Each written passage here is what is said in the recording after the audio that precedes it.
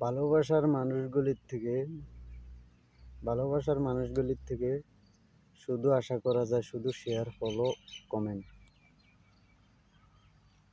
যারা ভালোবাসার মানুষ নেই তারা ভালোবাসার মানুষের কমেন্ট করে না।